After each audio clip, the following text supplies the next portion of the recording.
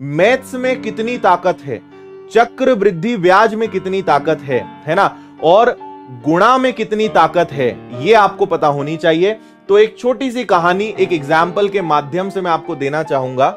एक बार एक राजा था जिसको अपनी धन, अपनी संपत्ति का बहुत घमंड था, है ना।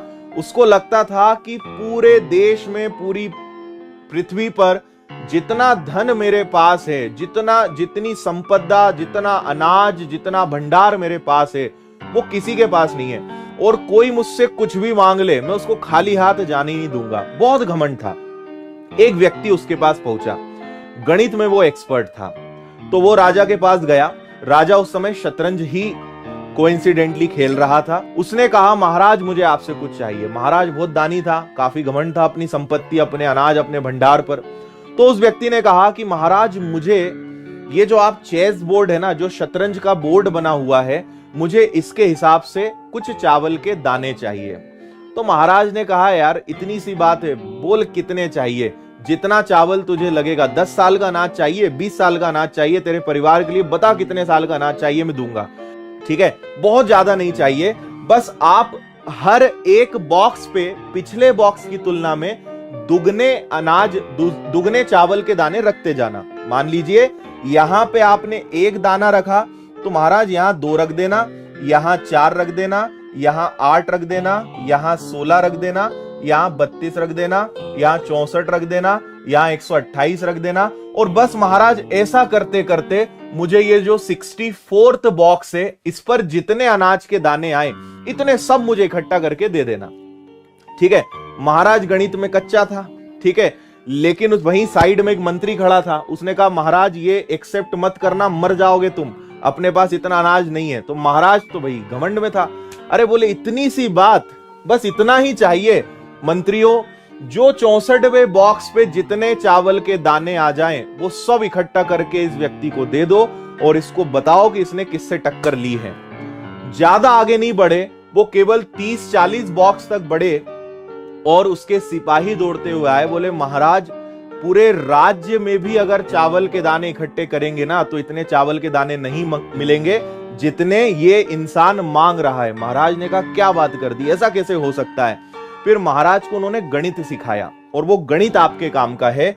यहां पर क्या होता है भाई, शुरुआत में लगता है कि 1 का दुगना 2, 2 का दुगना 4, 4 का दुगना 8, 8 का दुगना 16। आप भी अभी ज्यादा कैलकुलेट नहीं कर पा रहे होंगे, आप सोच रहे होंगे क्या होगा यार, 64 बॉक्स पे कितने आएंगे ऐसे। ठीक है, आप अगर यहां ध्यान से देखें तो ये 2, 2 की घात 1, 2 की घात 2, 2 की घात 3, 2 की घात 4, 2 की घात 5, 2 की पावर 6, 2 की पावर 7, ऐसे करते करते अगर मान लीजिए यहां पे हम 64वें बॉक्स पे देखें, थोड़ी देर के लिए हम माने कि 2 की घात अगर यहां 64 भी आ जाए, ठीक है, आपको अंदाजा नहीं है कि 2 की पावर 64, 2 की घात 64 कितनी बड़ी संख्या होती है। मैं आपको अब वो दिखाता हूं। ये पढ़ो अब आप।